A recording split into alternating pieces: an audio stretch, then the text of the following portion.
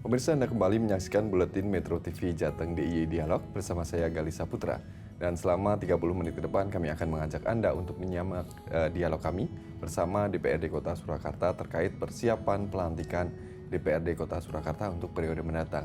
Dan untuk membahas hal tersebut saat ini sudah bergabung dua narasumber bersama kami. Yang pertama ada Budi Prasetyo selaku Ketua DPRD Kota Surakarta, kemudian juga ada Kinkin Sultanul Hakim selaku Sekretaris Dewan Kota Surakarta. Dan mungkin untuk mengawali dialog pada kesempatan kali ini, saya tanyakan seperti apa fungsi dari Sekretariat DPRD ini dalam persiapan pelantikan untuk periode mendatang. Ini dari Pak Kinkin. Ya, terima kasih. Jadi sesuai dengan undang-undang ada 3 fungsi yang ada di Sekretariat Dewan Kota Surakarta. Yang pertama adalah fungsi fasilitasi terkait dengan penyusunan raperda, kemudian fasilitasi terkait dengan fungsi pengawasan, kemudian fasilitasi terkait dengan fungsi penganggaran, dan fasilitasi terkait dengan kegiatan-kegiatan yang sudah dijadwalkan di dalam Badan Musyawarah DPRD. Dan untuk penganggaran Pak, sejauh ini seperti apa Pak? Jadi terkait dengan penganggaran bahwa kita ada anggaran murni yang sudah ditetapkan dan dilaksanakan di awal bulan tahun berjalan. Dan terkait dengan kegiatan-kegiatan pengucapan sumpah dan janji atau pelantikan anggota DPRD yang baru di tahun anggaran 2024 sudah disediakan. Saya beralih ke Pak Budi Pak, sebagai Ketua DPRD. Sejauh ini seperti apa Pak Anda melihat persiapan untuk pelantikan anggota periode mendatang? Ya, dalam hal ini kami selaku pimpinan DPRD melihat apa yang sudah dan akan dipersiapkan oleh Pak Kinkin dan teman-teman dari Sekretariat DPRD. Saya kira tugas ini sudah selalu dilaksanakan oleh Sekretariat DPRD dalam rangka untuk mempersiapkan pelantikan anggota DPRD baru. Jadi kalau ini kan berarti event 5 tahunan kan. Betul. Dan saya kira kaitannya dengan persiapan-persiapan yang harus dipersiapkan oleh teman-teman di Sekretariat DPRD ini ya tidak jauh berbeda dengan periode sebelumnya 5 tahun yang lalu. Jadi saya kira ya akan bisa dilaksanakan dengan baik, seperti itu. Baik Pak, saya kembali ke Pak Kinkin Pak. Sejauh ini sudah memasuki tahap apa Pak persiapannya ini?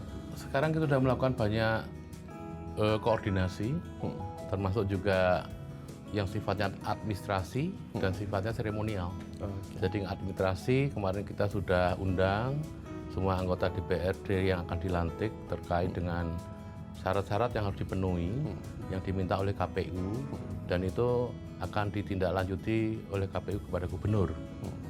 Kemudian yang sifatnya seremonial, ya pastilah kayak pembuatan jas, seragam-seragam ketika dilantik, kemudian juga sedikit terkait dengan tatip yang saat ini sudah ada, agar para anggota DPRD yang baru, yang jumlahnya ada kurang lebih 26 Pak, yang baru, itu paham.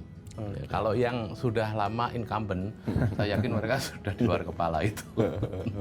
Gitu. Ya. Kalau dari Pak Budi Pak, mungkin ada pesan-pesan untuk caleg ini, apa yang perlu dipersiapkan menjelang pelantikan ini Pak? Ya, yang jelas satu, tadi kaitannya dengan persyaratan administrasi ini menjadi hal yang memang harus dipenuhi. Salah satu hal yang memang menjadi prasyarat yang kemarin disampaikan oleh KPU adalah kaitannya dengan teman-teman yang baru ini, terutama harus menyerahkan laporan harta kekayaan atau LHKPN. Ini yang memang saat ini masih terus berproses, karena kalau teman-teman yang incumbent yang jumlahnya 19, saya kira itu nggak masalah, karena kan setiap tahun kita sudah menyerahkan laporan LHKPN kita ke KPK. Tetapi untuk yang baru ini kan banyak yang belum. Nah ini difasilitasi oleh teman-teman di Sekretariat DPRD, mudah-mudahan ya dalam waktu yang tidak lama semuanya bisa selesai.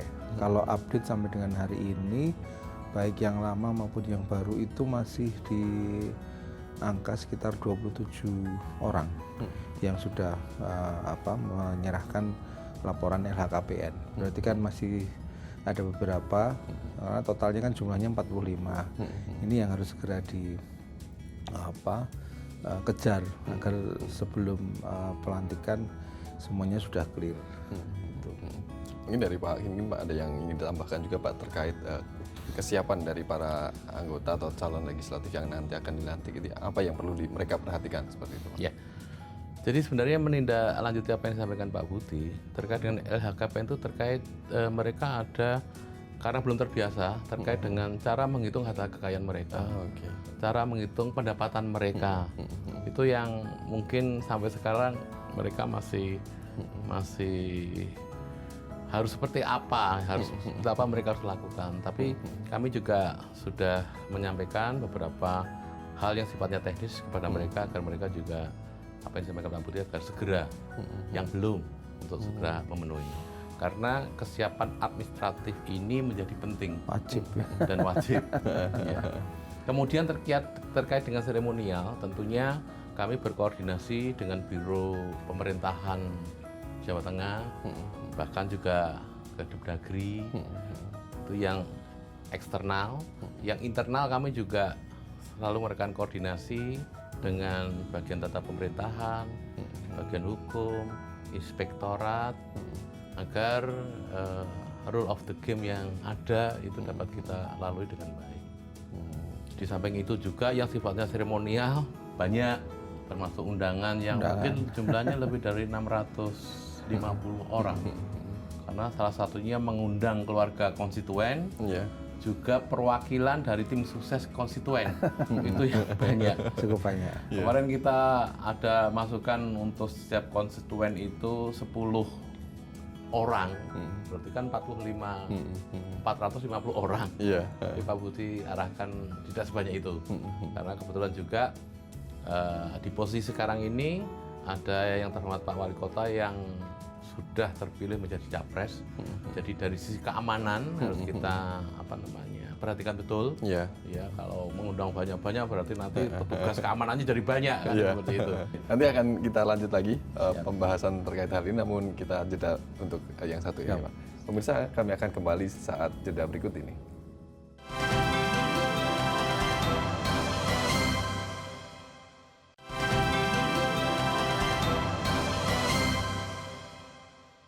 Pemirsa, Anda kembali menyaksikan Buletin Metro TV Jateng DIY Dialog, dan tadi kami sudah membahas seperti apa persiapan pelantikan anggota DPRD Kota Surakarta yang akan dilantik pada bulan Agustus mendatang ya Pak.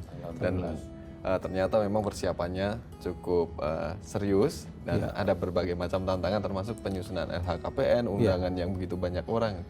Nah, terkait untuk penyusunan LHKPN ini kan menjadi tantangan tersendiri bagi calon legislatif baru ini Pak. Apakah ada guidance atau semacam pelatihan untuk mereka untuk mempersiapkan hal ini, Pak?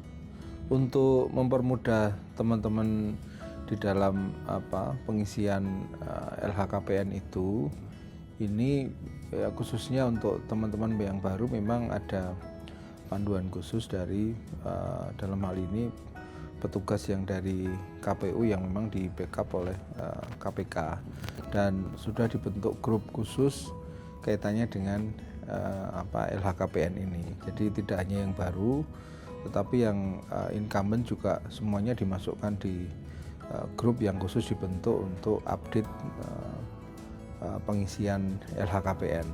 Dan ini yang saat ini masih terus kita pantau, karena terutama yang baru-baru ini yang kemarin menyampaikan ternyata walaupun sudah buat akun, ini yang syarat yang memang harus terpenuhi itu kan ada jawaban balik dari KPK yang melalui SMS itu. Verifikasi. Ya, ada verifikasinya terkait dengan akun itu yang kayaknya yang kendalanya di situ. Jadi verifikasinya mungkin agak lambat.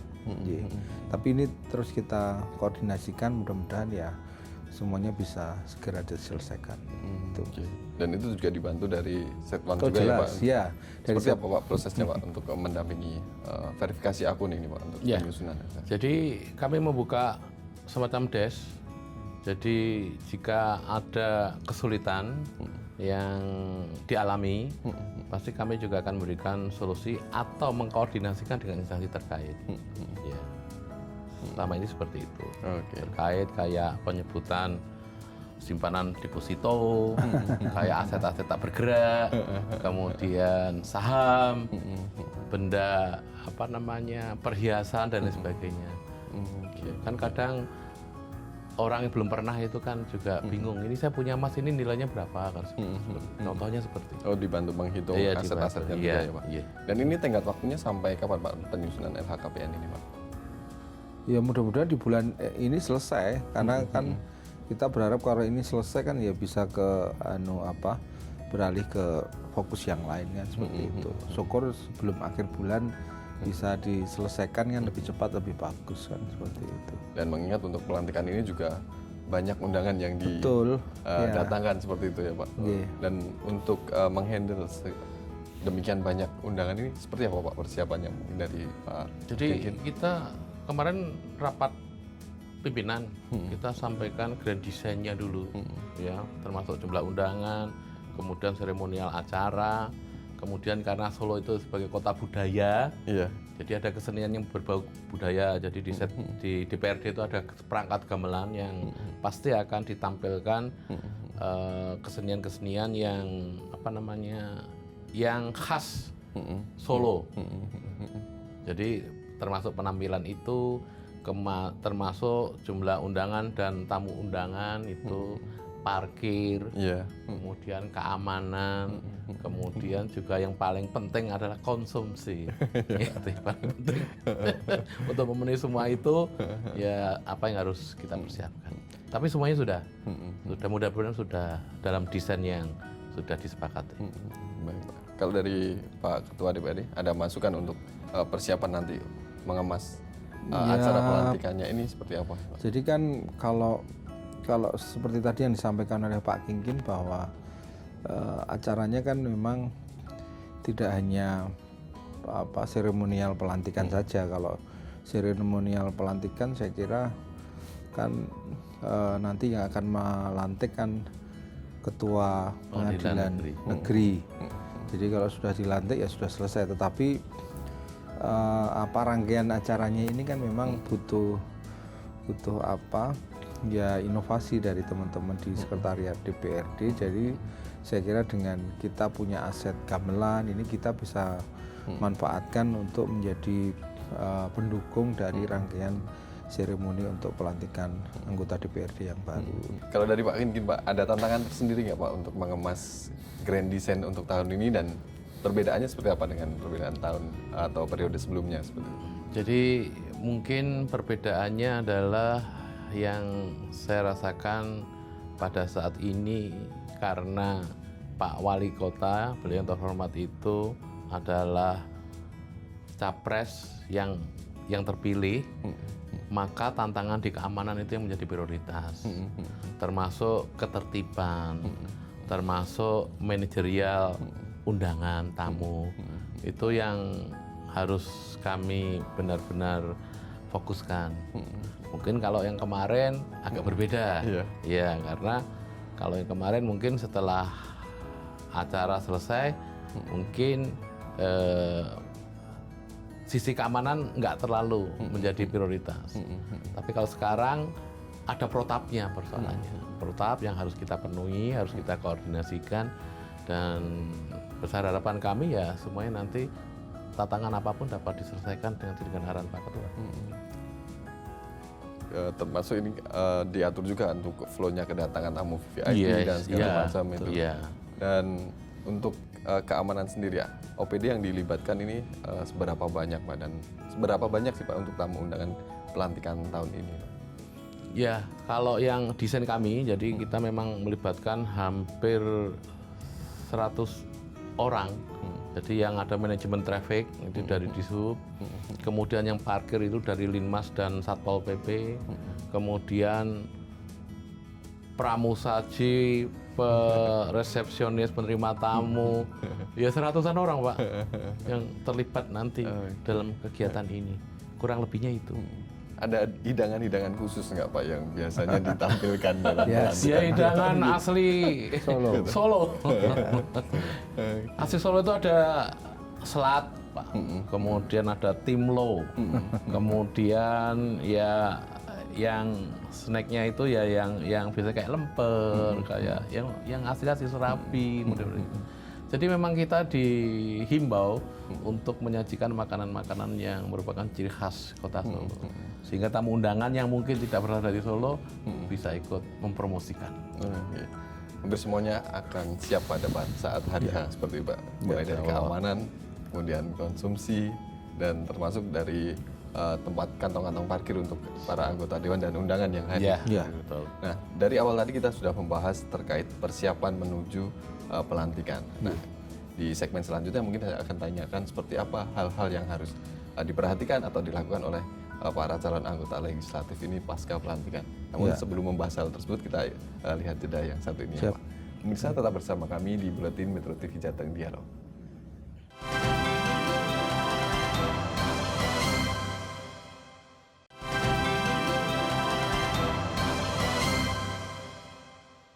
Pemirsa, Anda masih menyaksikan Buletin Metro TV Jateng DIY Dialog dan masih dengan pembahasan seputar persiapan pelantikan anggota DPRD Kota Surakarta.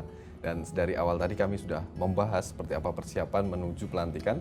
Namun di segmen terakhir ini kami akan mengajak para narasumber untuk berbicara terkait apa saja yang akan dilakukan atau apa yang perlu dipersiapkan oleh para calon legislatif ini pasca pelantikan.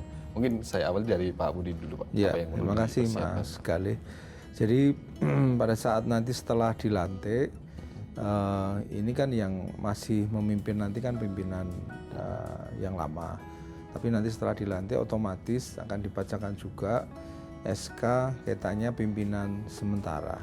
Tugas pimpinan sementara ini nanti adalah mengantarkan sampai terpilihnya pimpinan definitif. Jadi pimpinan definitif itu karena kita 45 kursi, pimpinannya ada 4. 1 orang ketua dan 3 orang wakil ketua. Oke, kalau pimpinan sementara ini nanti hanya 2 orang, yang karena diambil dari kontestan pemilu legislatif dari pemenang 1 dan 2. Dalam hal ini kalau di Kota Solo adalah PDI Perjuangan dan PKS nanti yang akan bertugas memimpin sementara sampai terbentuknya pimpinan definitif. Kemudian setelah nanti terbentuk pimpinan definitif, ya tugas yang sebenarnya nanti akan segera diemban oleh teman-teman yang baru saja dilantik. Nanti akan dibentuk alat kelengkapan DPRD secara lengkap, di mana nanti teman-teman semua 45 orang ini akan masuk di Alkap. Jadi Alkap yang pertama pimpinan ada 4. Kemudian yang kedua ada Banggar, Bamus, Badan Anggaran dan Badan Musyawarah. Jadi pasti nanti semua akan terbagi habis di 2 ini. Kemudian masih ada Bapemperda ini yang bertugas membuat raperda bersama-sama dengan pemerintah kota. Kemudian BK, Badan Kehormatan. Jadi Alkap ini sesuai dengan tupoksi kita sebagai anggota DPRD. Jadi fungsi kita, tugas pokok fungsi kita DPRD adalah satu di bidang, kalau tadi Pak Kingkin kan tugasnya fasilitasi.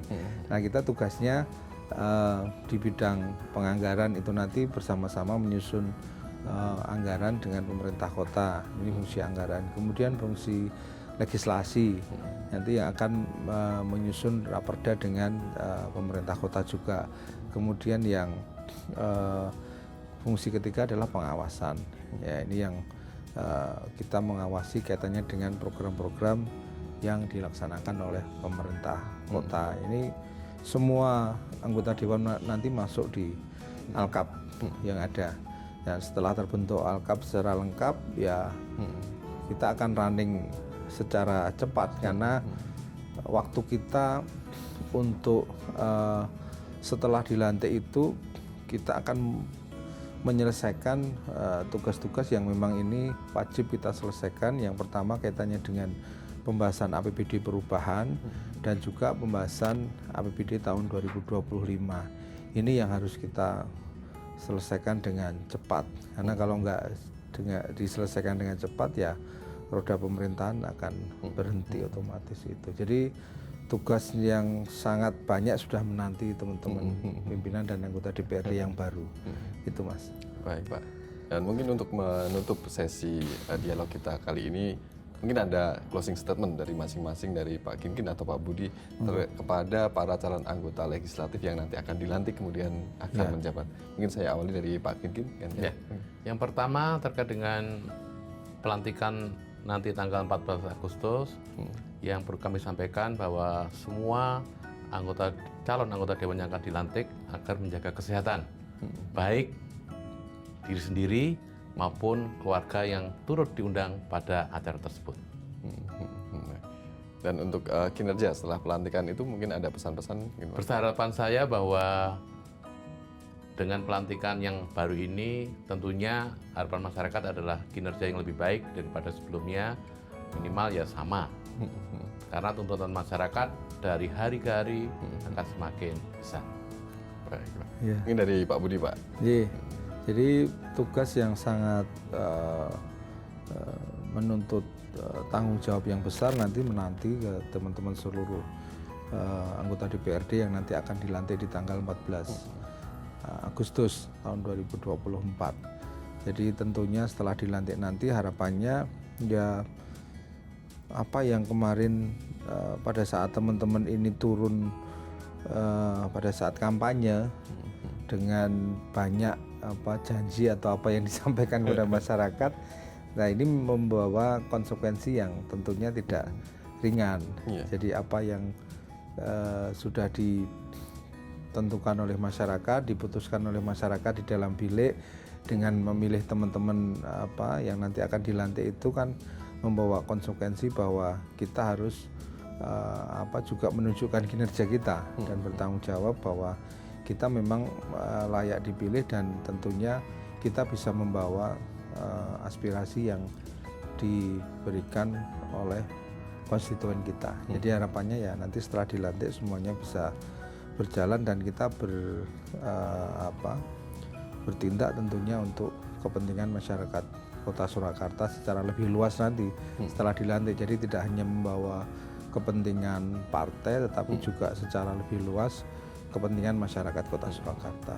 Bisa memenuhi ekspektasi masyarakat selama masa kampanye saat dilantik seperti itu ya Pak?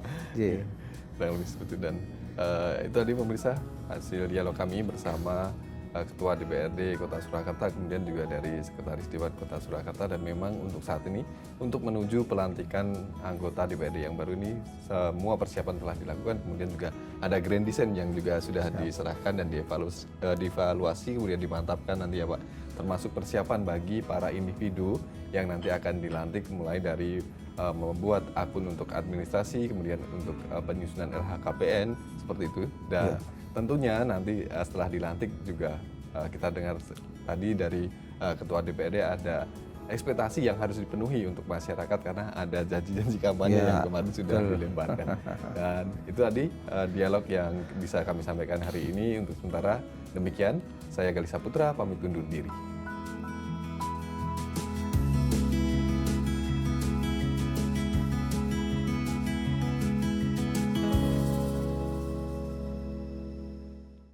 Jelajahi cara baru mendapatkan informasi. Download Metro TV Extend sekarang.